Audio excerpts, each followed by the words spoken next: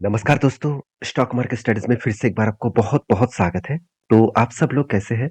तो आज मैं फिर से आपके सामने कुछ इम्पोर्टेंट कंपनी के अपडेट रखूँगा इस वीडियो के माध्यम से और जितनी सारी कंपनीज़ के बारे में चर्चा करूँगा, उसके इन डेप्थ डिटेल्स उसके साथ-साथ, उसके टेक्निकली चार्ट पैटर्न अभी किस सिचुएशन में है, उसके बारे में भी चर्चा करूँगा।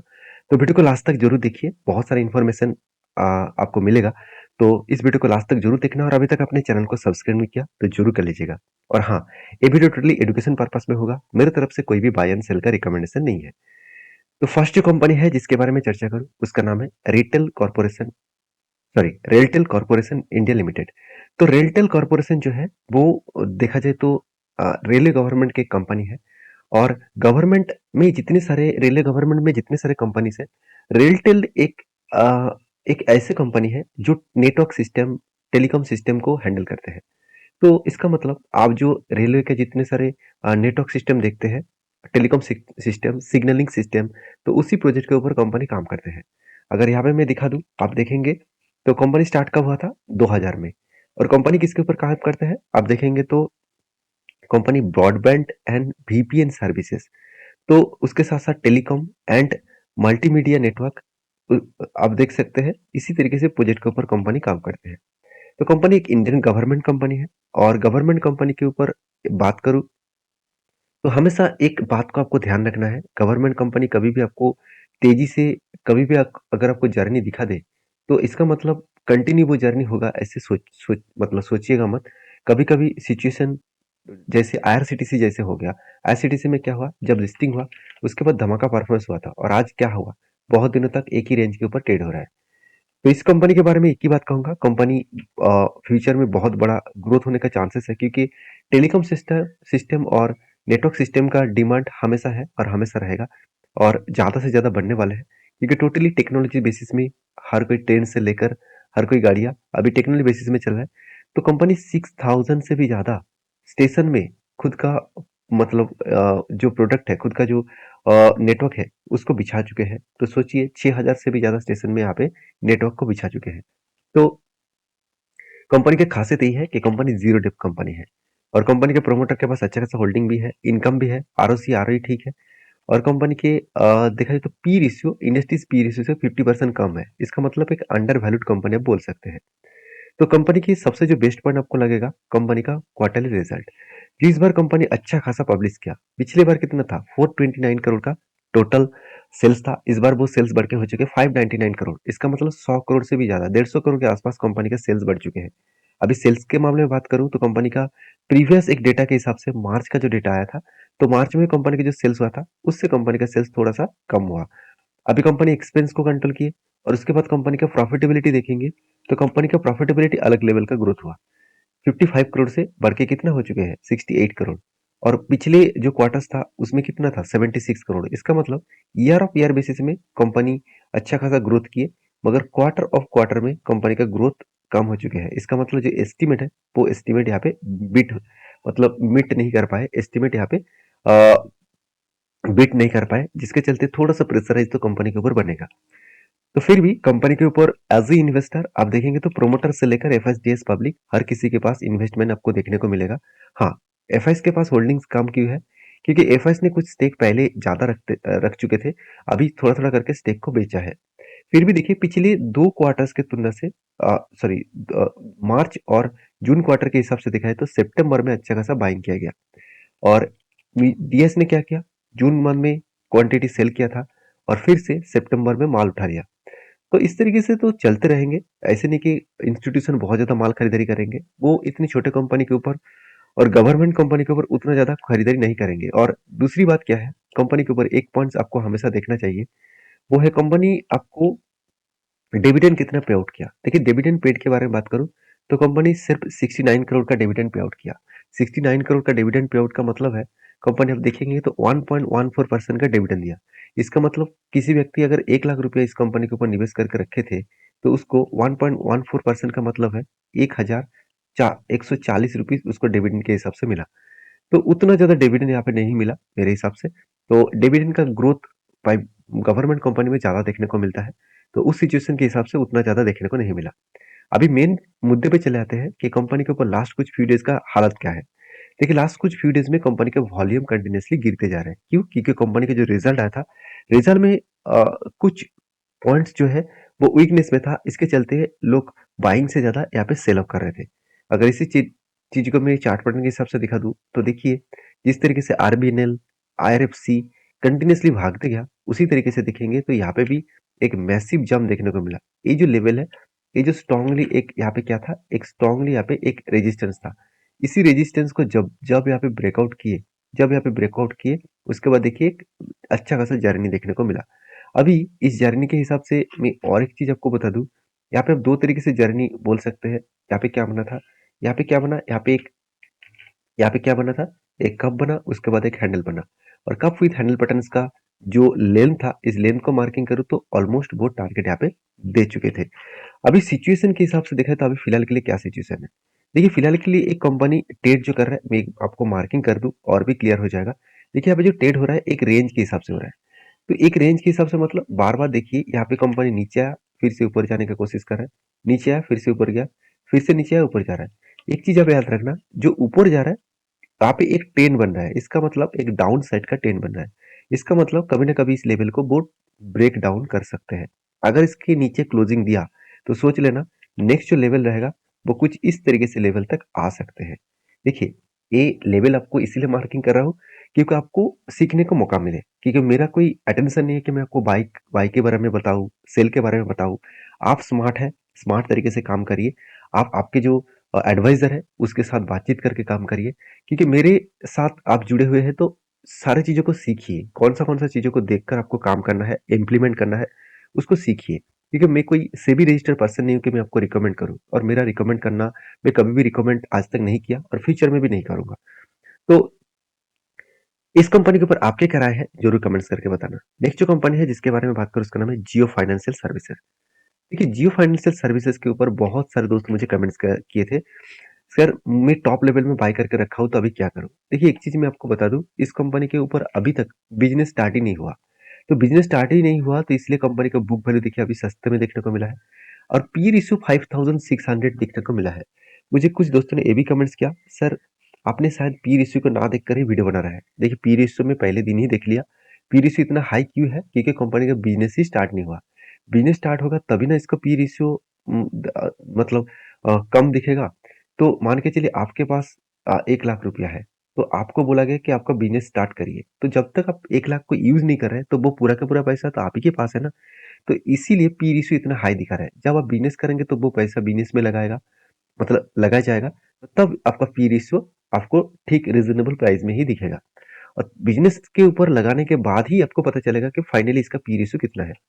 तो मैं पी रेशियो पे यहाँ पे देखूंगा नहीं। कंपनी के वैल्यूएशन के हिसाब से बात करूँ तो कंपनी वैल्यूएशन अभी एकदम सस्ते में है। तो जब बिजनेस स्टार्ट होगा तब इस कंपनी का ग्रोथ होने का चांसेस ऑब्वियसली ज्यादा होगा, क्योंकि कंपनी रिलायंस ग्रुप की कंपनी है और फाइनेंस सेक्टर के ऊपर काम करेंगे। और डायरेक्टली कंपनी ये भी बता दिया कि ऑलमोस्ट फाइनेंस सेक्टर में 4 अलग अलग सेक्टर के ऊपर कंपनी काम करने वाले हैं। तो देखिए कंपनी की जो डेप्थ है वो जीरो है, और कंपनी के अर्निंग तो आपको यहाँ पे दिख तो रहा है। इस बार कंपनी का जो क्वार्टरली रिजल्ट आया था आप देखेंगे तो सेल्स में अच्छा खासा ग्रोथ हुआ। तो मुझे यहाँ पे थोड़ा सा वीक मतलब चीज़ों को समझने में थोड़ा सा प्रॉब्लम हुआ कि कंपनी का बिजनेस तो स्टार्ट नहीं हुआ फिर भी सेल्स कहाँ से हो रहा है। तो कंपनी का जो एक्चुअली सेल्स मतलब यहाँ पे कंपनी दिखा रहा है जो कंपनी का पैसे से जो इन्वेस्टमेंट होने वाला है, तो उस बेसिस में कितना सेल यहाँ पे कंपनी कर रहा है। तो कंपनी की एक्सपेंस कंट्रोल में है, और कंपनी का जो हाथ में जो प्रॉफिट आया इस बार डबल के आसपास प्रॉफिट हुआ।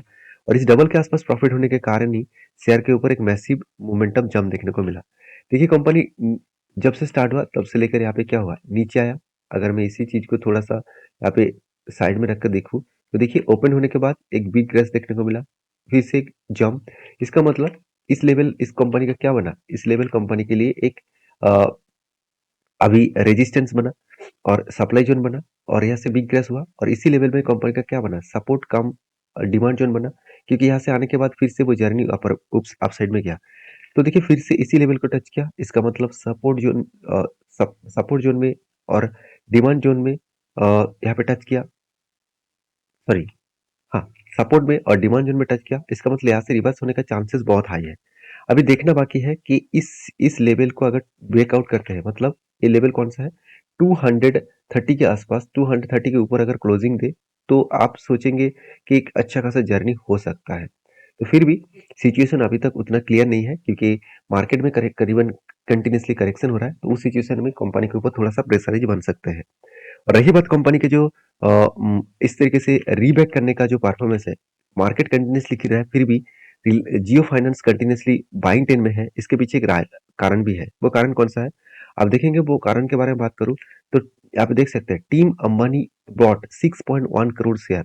मतलब कंपनी के जो टीम है, मुकेश अंबानी की जो टीम है, मतलब कंपनी के जो एम्प्लॉइज है, वो उन्होंने इस कंपनी के ऊपर 6.1 करोड़ के आसपास शेयर परचेज किए।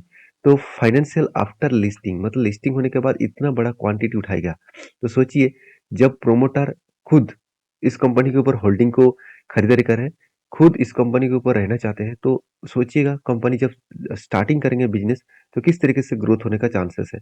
तो मैं जरूर कहूंगा जियो फाइनेंस के ऊपर फोकस रखिए। हाँ, आपको अगर इस कंपनी के ऊपर खरीदारी करना है तो प्लीज थोड़ा सा रिसर्च करके ही करना, क्योंकि बहुत सारे लोगों को दिक्कत यही है कि कंपनीज के ऊपर ना रिसर्च करके ही काम करते हैं। तो प्लीज हमेशा आपके खुद के ओपिनियन के हिसाब से काम करना है। ऐसे नहीं कि किसी की बात सुनकर ब्लाइंडली निवेश कर लिया। कभी भी मत करिए, मेरे बात सुनकर भी निवेश मत करिएगा। आपको थोड़ा सा तो मेहनत करना पड़ेगा। पैसा कमाना है तो थोड़ा सा मेहनत तो करना पड़ेगा ही। तो नेक्स्ट जो कंपनी है जिसके बारे में बात करूं, उसका नाम है बजाज फाइनेंस। देखिए, बजाज फाइनेंस इंडिया के एक लीडिंग एनबीएफसी है, और इस कंपनी के ऊपर जो क्वार्टरली रिजल्ट आया वो चौंकाने वाला था, क्योंकि 9,900 करोड़ से बढ़ के हो चुके 13,300 करोड़। तो इंटरेस्ट के बारे में बात करूं तो 2,900 करोड़ से बढ़ के हो चुके 4,500 करोड़। उसी उसी के साथ साथ आप देखेंगे तो कंपनी की जो प्रॉफिटेबिलिटी देखेंगे तो 2,800 करोड़ से बढ़ के हो चुके 3,500 करोड़। तो हर दिशा में कंपनी का प्रॉफिटेबिलिटी बढ़ा, क्वार्टर क्वार्टर बेसिस भी बढ़ा और ईयर ऑफ ईयर बेसिस भी बढ़ा। उसके साथ साथ कंपनी का जो एनपीए पिछले साल में 1% तक चला गया था, उस एनपीए को कम करके कंपनी इस बार लेके आए 0.31%।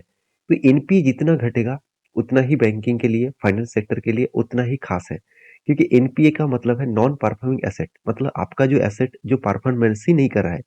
तो मान के चलिए, आप एक गाड़ी खरीद के रखे हैं आपके बिजनेस के लिए, मगर वो गाड़ियाँ आपको बिजनेस के ऊपर यूज ही नहीं हो रहा है, तो वो मतलब बड़े बड़े खराब हो रहा है, तो वो आपके लिए नॉन परफॉर्मिंग एसेट बन जाएगा। तो इसी तरीके से मैं एक एग्जांपल दे रहा हूँ। बैंक के लिए एग्जांपल कुछ अलग है।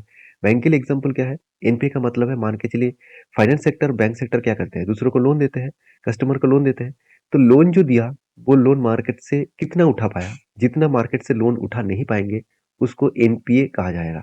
तो इस चीज़ों को आपको समझना पड़ेगा। और बाकी मैं इस कंपनी के ऊपर बुलिश इसीलिए हूँ, क्योंकि सिर्फ कंपनी ने अच्छा खासा रिजल्ट नहीं किया इसके लिए नहीं, कंपनी के ऊपर as a long term journey के लिए देखेंगे, as a long term vision के लिए, तो कंपनी आपको अलग लेवल का प्रॉफिट दिया। इतनी बड़े कंपनी होने के बाद भी, इतने ब्लू चिप टाइप कंपनी होने के बाद भी 50%, 30% के आसपास एवरेजली आपको रिटर्न दिया। से रिटर्न नहीं दिया, आरओसी, साथ ही साथ सेल्स ग्रोथ, प्रॉफिट ग्रोथ, सब कुछ आपको बेस्ट लेवल में देखने को मिलेगा। और इसके इन्वेस्टर के बारे में बात करूं तो आप देखेंगे तो एफएसडीएस पब्लिक हर किसी ने निवेश करके रखा और माल बेचने के लिए तैयार ही नहीं है। क्यों बेचे?